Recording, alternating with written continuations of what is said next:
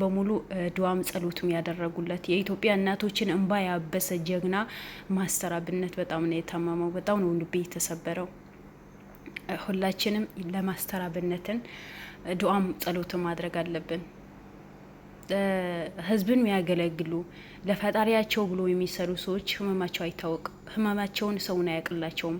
በቃ ሁሌ ይሰራሉ፣ ሁሌ ይራራጣሉ። ያ ነገር ውስጣቸው ላይ ስላለ በቃ ጤነኛ ናቸው ነው የሚባለው። እውነትም እኛ ሰውነታችን ካጂ ነው፣ ስጋችን ካጂ ነው። ሁሌ የከሳ ነው የሚመጣው እንጂ አንድ ቀን አመመኝ ብሎ ሲናገር አንድ ቀን እኔ ሰምቼው አላውቅም። በሄደበት በሙሉ ማቀፍ ነው፣ በሄደበት በሙሉ ማንሳት ነው፣ በሄደበት በሙሉ ማጠብ ነው፣ በሄደበት በሙሉ ማጉረስ ነው። አንድ ቀን እሱ ሰው ተጸይፎ አንድ ቀን አይቼ አላውቅም። አንድ ቀን። ዛሬ ግን እሱ ታመመ። ዛሬ ግን አደባባይ ወጥቶ ነው የተናገረው።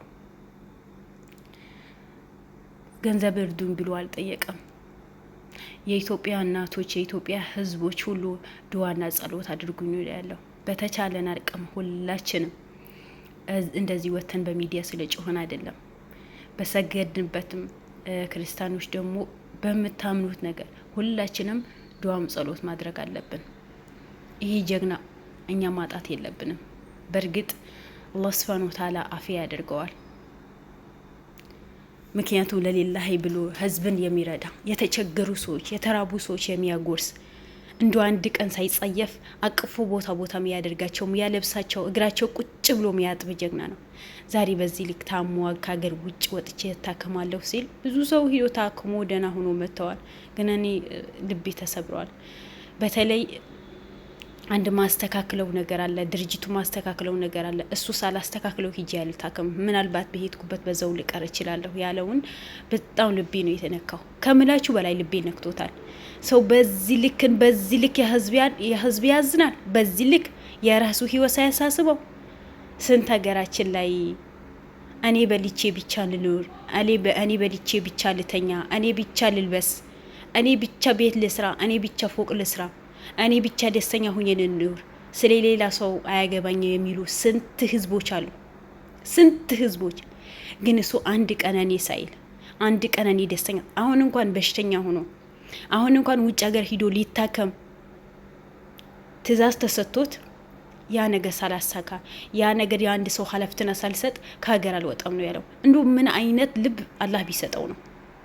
እንዶ የሱ ልብ ምን አይነት ልብ ይሆናል? የሱ ህሊናው ምን አይነት ህሊና ነው ማለት? አላህ እንዴት አድርጎ ፈጥሮት ይሆናል? ወላሂ ሰው እንኳን ራስ ምታት ካመመው እኮ ምንም ነገር እኮ ጣል አድርጎት በራሱ ህይወት ላይ ነው የሚራራጠው።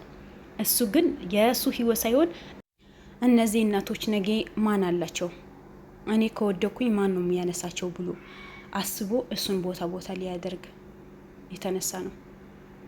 ስለዚህ የዚህ ወንድማችን ሁላችንም ዱዓም ጸሎት ማድረግ ነው ያለብን። የሁላችንም ልብ እንደተነካ እናውቃለን። ወንዱም ሴቱም እናቱ ሁሉ ሰው ልቡ ተነክቷል። ሁሉ ሰው ደንግጧል። ሚዲያ በሙሉ ነው የደነገጠው። የሱ አንድ ጠላት የለበትም። ምክንያቱም ጠላት ኬት ይመጣበታል፣ ኬት መጡ። ስለዚህ ለዚህ ጀግና ሁላችንም ዱዓም ጸሎት ማድረግ አለብን። ማስተር አብነት አላህ ሱብሓነሁ ወተዓላ አፊያ ያርግልህ፣ አፊያ ያርግህ። አላህ ሱብሓነሁ ወተዓላ ሙሉ ጤናህን ይመልስልህ። መጀመሪያ ፈጣሪህን ለምነኸው ከበሽታው እንዳዳነ አሁንም ከዚህ በአዲስ የመጣ በሽታህን ደግሞ አላህ አፊያ ያርግህ፣ እሱን ይድረስልህ። የኢትዮጵያ እናቶችን እንባ መቼም መሬት ላይ ጠብ አትልም። ኢንሻአላህ ጤነኛ ሆነህ እንደምትመለስ እርግጠኛ ነኝ። አላህ ጥሎ አይጥልህም። ምክንያቱም አንተ ደግ ልብ ነው ያለህ፣ ደግ አይምሮ ነው ያለህ። የብዙ እናቶችን እንባና ጸሎትን የትም እንደማይሄድ በሙሉ ልብ እርግጠኛ ነኝ። ኢንሻአላህ ትድናለህ። ሁላችንም ግን ዱዓ እናድርግለት። እኔ በጣም ነው የከፋኝ፣ በጣም ከምላችሁ በላይ ከፍቶኛል። አላህ በሱ ላይ መቼም እንደማይጨክን እርግጠኛ ነኝ። ምክንያቱም የህዝብ ልጅ ስለሆነ የእናቶች ልጅ ስለሆነ ብዙ እናቶችን እንባ ስለሚያበስ ብዙ እናቶችን ስለሚያጎርስ፣ ስለዚህ ሁላችንም ዱዓ እናድርግለታላችኋለሁ። ውድ ቤተሰቦቼ ሁላችሁም ዱዓ አድርጉለት። አላህ አፊያ እንዲያደርገው በሰላም ሂዶ ታክሞ መጥቶ ከህዝቡ ከልጆቹ ከሚስቱ ከቤተሰቡ እንዲቀላቀል ሁላችንም ዱዓ ማድረግ አለብን እላችኋለሁ። ወዳችኋለሁ። ባይ ባይ። መልካም ቀን